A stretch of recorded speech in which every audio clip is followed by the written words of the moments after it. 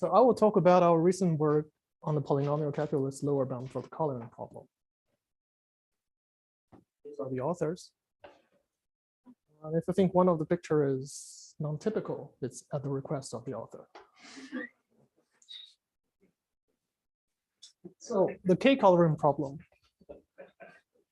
Given a simple graph G and a number k, it asks whether we can assign one of the k colors to each vertex so that there is no monochromatic edge. This is a well-studied NP-complete problem as long as k is greater than 2. And we believe it's exponentially hard. And we want to collect evidence for that in terms of unconditional evidence. Usually in proof complexity, this is in the form of lower bounds for proving increasingly powerful families of algorithms, which are formalized in certain proof systems. If a proof system formalized such an algorithm approach, then of course, lower bounds for that proof system would provide you unconditional lower bounds for any algorithms that is implementable in that approach. There have been at least 2 lines of such work. McDiarmid gave a method for determining k-colorability, which captures many algorithms, and Beam et al. Showed that they can be simulated in resolution. Another line is the algebraic reasoning system, like Nullstellensatz or the stronger polynomial calculus with resolution, which will be our topic today. An especially interesting and challenging setting is when the graph is randomly drawn. Either a random d-irregular graph or just random Erdős-Rényi random graph where each edge appears with probability d over n independently. Here we know that with high probability, these graphs they require at least d over log d many colors, but in general, we don't know how to give a short certificate for that. So the central question is this. For the resolution system, we know optimal lower bounds for refuting that a random graph is 3 colorable. But for polynomial calculus or even the weaker Nullstellensatz, we knew much less. Sorry. The first exponential lower bound was obtained for a class of specially constructed graphs. And we also know lower bounds in terms of graph girth, which means the length of the smallest cycle in your graph. Here, chi means the true chromatic number, which is the smallest number you really need to color that graph. But in all interesting cases, the graph girth is at most log n. And the lower bound for random graphs has been open for almost 2 decades. And this problem is particularly pressing due to 2 reasons. First, as the authors in the Lauria Nostrum paper mentioned, they view their hardness result more about the pigeonhole principle than about the graph coloring, where the pigeonhole principle is the structure that they use to build into their special graphs. In contrast, we think average case lower bounds usually tell us more about what about most graphs themselves that make the coloring problem hard, instead of some external hardness you plunk into the special graphs. And secondly, as the authors in this famous paper mentioned, quite counterintuitively, coloring seemed to be easy for practical purposes. And in fact, they struggle to find graphs that don't have constant degree Nullstellensatz proof. And our work provides an optimal answer to this question. We prove linear degree lower bound for even 3 coloring problem on both random graphs model. And by the well-known size degree relation, you immediately get exponential size lower bounds, even when the system have twin variables. Our technique, in a nutshell, is to extend the techniques for the large girth graphs to the setting of random graphs.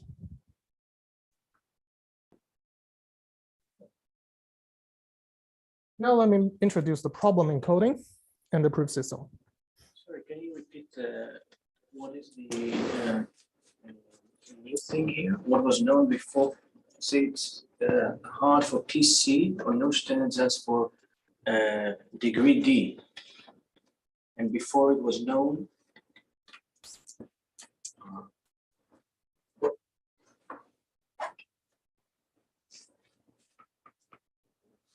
What was known before this for PC? Worst case hardness, but not on average. Oh, what? Especially constructed graphs. So let's go back. The encoding of the problem. We always fix a field and discuss a polynomial ring over it. And the coloring problem is given graph G. We can express the statement that there is a there is a K coloring of G by the following polynomials. The variables are Boolean. For each vertex V and color I, you have the XVI indicating that vertex V is colored by color I. Axioms say that they're Boolean variables, that each vertex gets precisely one color, and that no edge is monochromatic. And there is at least one more encoding that is commonly used, called the Fourier encoding, where for each vertex V, there is a variable xv, but it's no longer Boolean, but takes value among among the kth roots of unity. So naturally, in this setting, you require a field characteristic to be not divisible, but you require a field characteristic to not divide D. But I won't go into more details. For now, we just remark that it is known that in terms of degree, the encoding don't matter. Now let me introduce the polynomial calculus proof system, PC in short. It operates in the polynomial ring. So at the start, we're given a set of polynomials P1 through Pm called the axioms, with the intended meaning that they have a common zero. And PC wants to refute that. It derives new polynomials from the old ones step by step according to these rules, linear combination or multiplication by a variable. So a proof line is always a polynomial written as a sum of distinct terms. And the refutation is such a derivation process that gives you 1 in the end, which clearly tells you that there is no common zero for the axiom.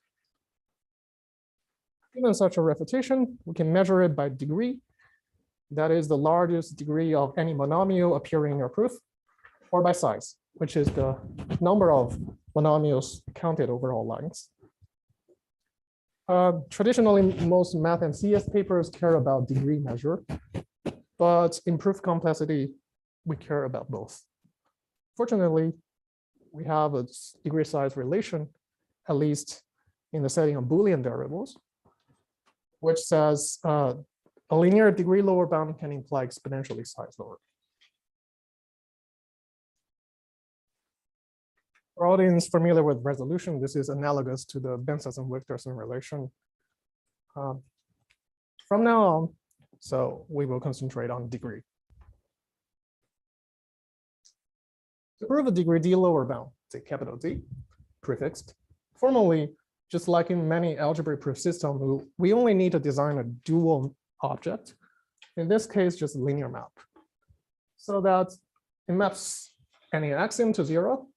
And stepwise, it maps the imagined proof to 0, but it doesn't map 1 to 0. As long as these are satisfied, then clearly there is no degree D proof. Such a map is usually called a pseudo reduction, but that's just a matter of name. And the whole point is how to actually construct such a map. To make the construction, we need some algebraic setups. The most important thing is a true reduction operator. Here, the standard start is that we fix a total ordering of the monomials in the polynomial ring, just like over basis calculus, such that it respects multiplication, and in our application, it also respects degree. You can think of that as comparing two monomials by degree first, then lexicographically. And a polynomial by default will be written as a sum of decreasing monomials with coefficients. The first one is called its leading monomial. under this setting, given any set of polynomials, you can say, we say that a monomial M is reducible by this set W if it is a leading monomial something in W. Otherwise, we say it's irreducible. Very interestingly, when W is a linear space of polynomials, we have more. You can show that the whole space actually is a direct sum of W and the linear span of the irreducible monomials. Here, this symbol means that the two subspaces do not intersect and they span the whole space, not mod 2 plus. This immediately gives you a linear operator, which is from the whole space projecting to the second factor there, called the reduction by W. And of course, its kernel is W. Just to give you a quick example, if the whole set of monomials just X and Y, where X is greater than Y, and say W is the span of polynomial X plus Y, which is this line. And the projection operator or reduction operator by W, check, is a contraction to the y-axis.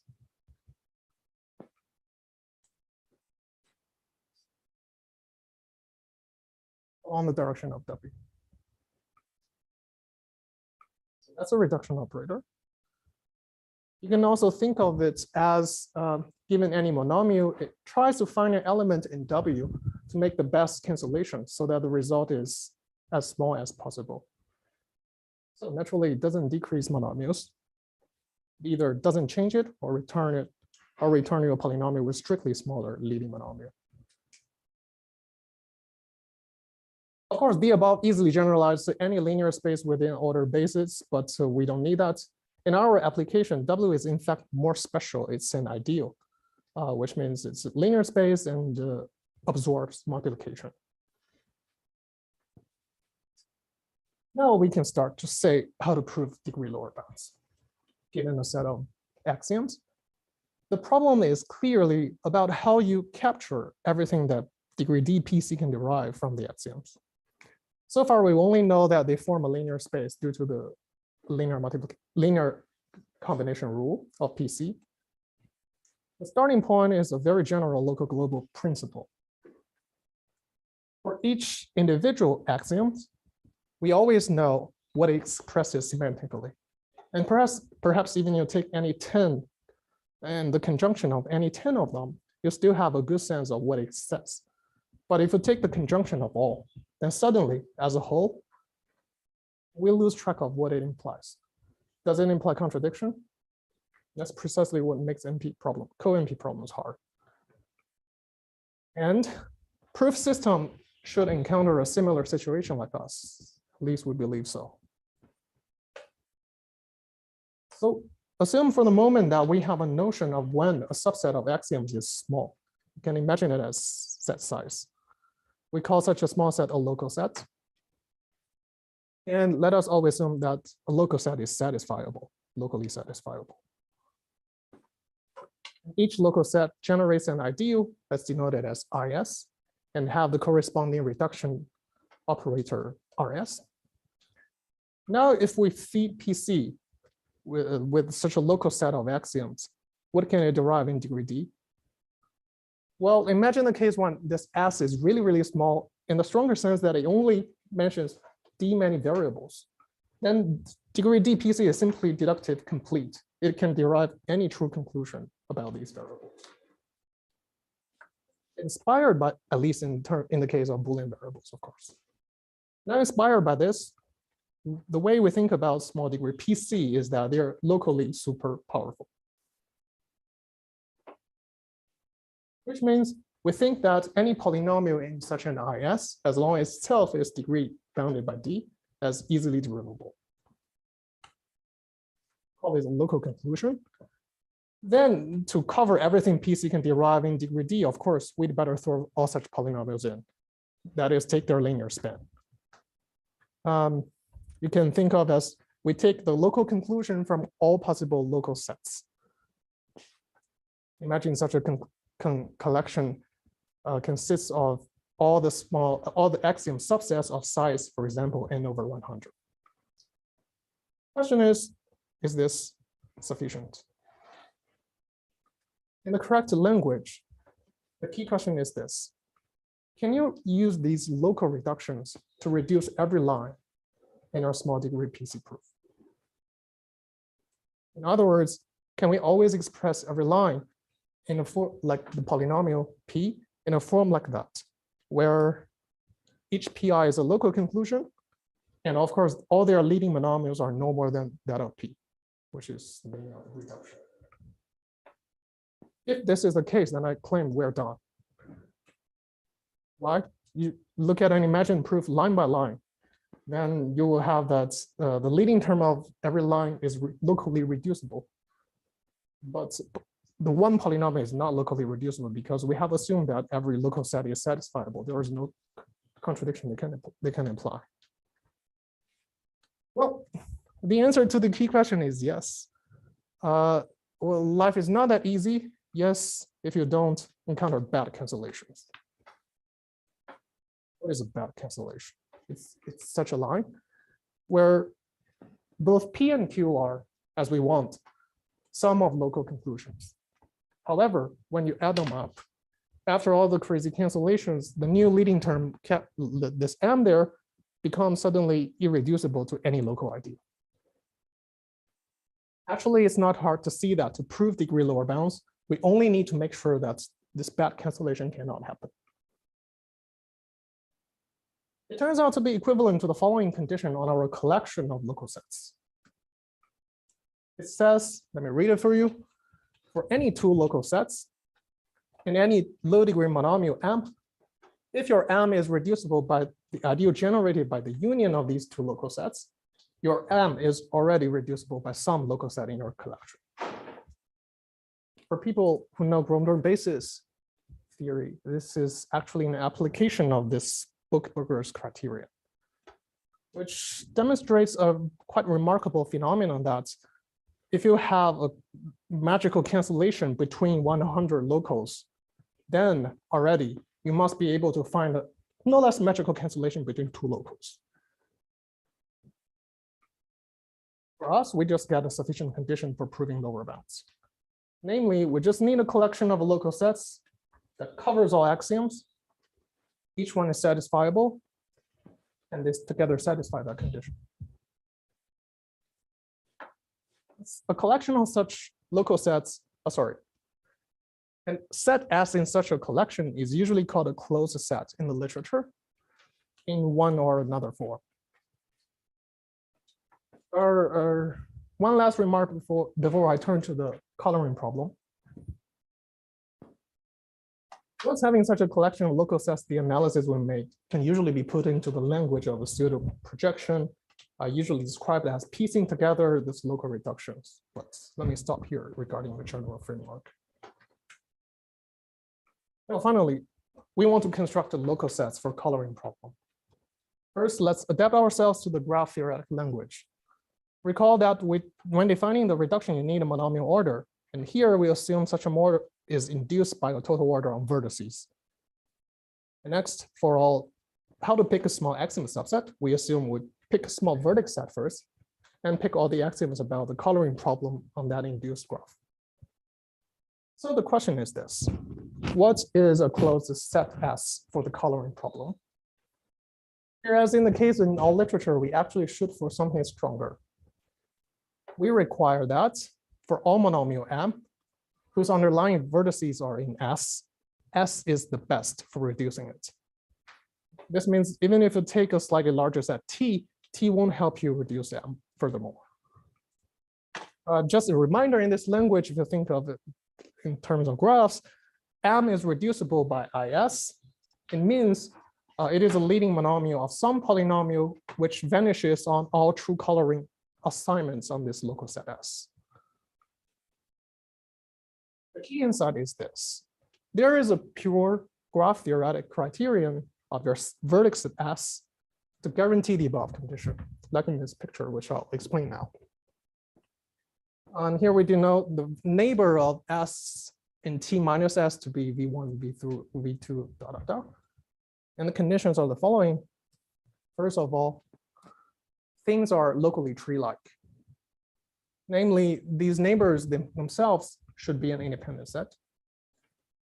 And each of them has a unique neighbor in S. And finally, under the prefix vertex ordering, each VI is greater than its neighbor in S. That's it. So this can be represented by as here. You can direct the edges according to the vertex ordering. Then all the corresponding edges should be from the outside to S.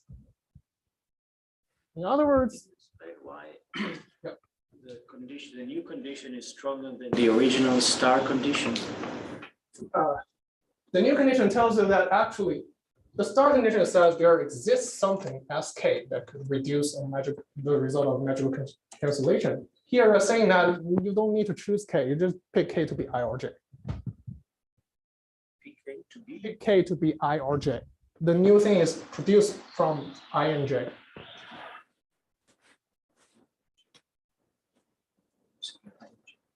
Okay, thank you. So in other words, just a reformulation of that graph theoretic criterion, S is closed if it is downward closed, in the sense that if there is a path from S to some other vertex, that vertex is also in S. And there is no 2 or 3 hops from S to something else and then back to S. For example, a 2-hop here is U to V1 to W, which doesn't exist here. A 3-hop is U V1 V2 W, which also doesn't exist here because this actually is nonsense, or U V1 V3 W. So for such an S, we can prove that it satisfies the property we want, the stronger property. Before moving on, let me just quickly remark that this construction is for 4-coloring problem. For free coloring, you need to exclude more small shapes, you need to include slightly larger hops or degenerate hops, which I won't define here. Well, the previous construction, in fact, gives us more. And not only it gives you a closed set, but actually starting with any given set S, you can find the smallest closed set that contains it, which we call the closure of this set S. How? Start with S, take its downward closure. If you see small hops with respect to it, include the hop. It recurs until there is no hop. It can be proved that this closure is well defined and it satisfies the natural monotonicity conditions and so on. And this gives us a collection of closed sets that we want. How far are we now from? Oh, let me explain. The collection of local sets is the closure counted over all small sets, collected over all small sets. Now, how far are we from degree D lower, actually degree alpha and lower bound? I say 1 step, because recall 2 out of the 3 conditions are already satisfied. Covers all the axioms and satisfies star. The only thing left is to show that the closure of a small set is not too big, so that itself is satisfied. If the closure of something becomes the whole graph, the game is over. So the final step is to prove that. We use one last definition from this birth paper, special vertex ordering. It's very simple, actually. Given a graph G, you can color it by chi-G many colors, by definition. Then we choose our total vertex ordering in any way that respects the color classes. Here's the picture. For example, you let any vertex in V1 to be larger than any other vertex in other groups, and so on. The property we need about this total order is only that any directed path is now short, bounded by chi-G. For random graphs, it is well known that chi-G is something like D over log D. In this case of large girth, it is more direct to see that the closure is small. But in our case, we prove the following lemma, which says if D is degree bounded and is sparse on all small vertex subsets, Then by sparse, I mean, there are not too many edges on any induced subset on the small vertex set, which is known to hold for random graphs. And as mentioned, the closure of small set is small.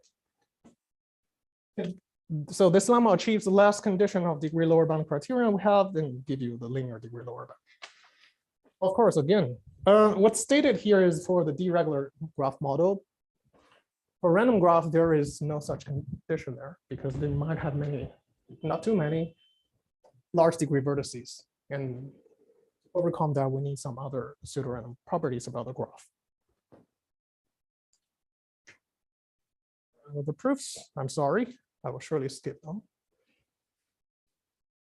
Maybe the online audience can entertain themselves with the slides later if they wish.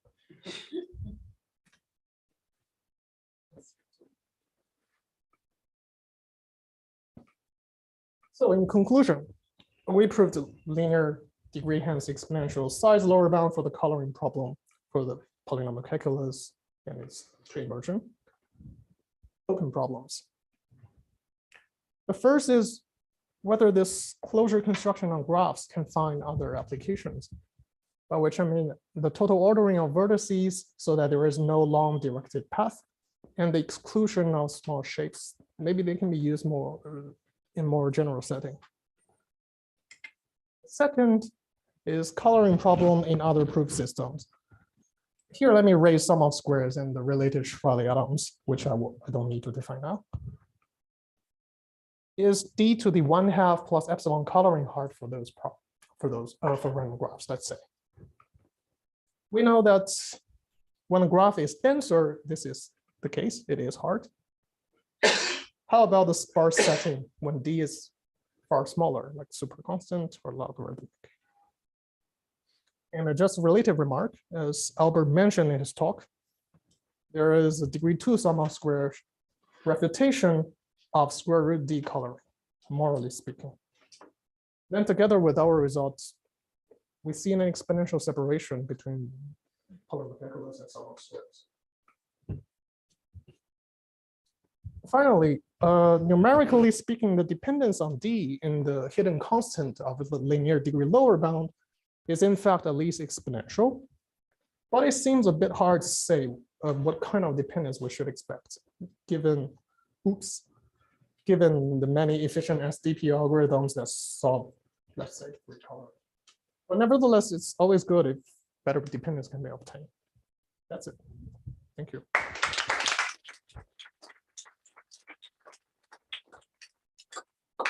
Any questions?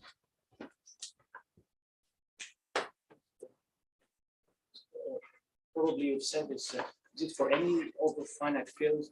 Sorry, the question is whether it's for all finite fields. Also? Yes, it's field independent. Questions?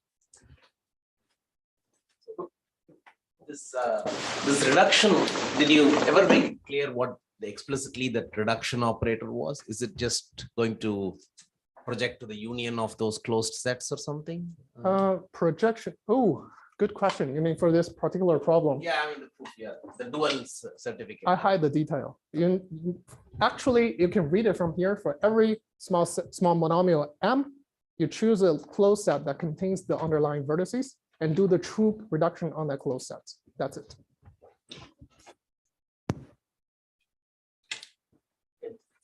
I think it's quite late already. So let's thank Shuo and all the speakers in the session.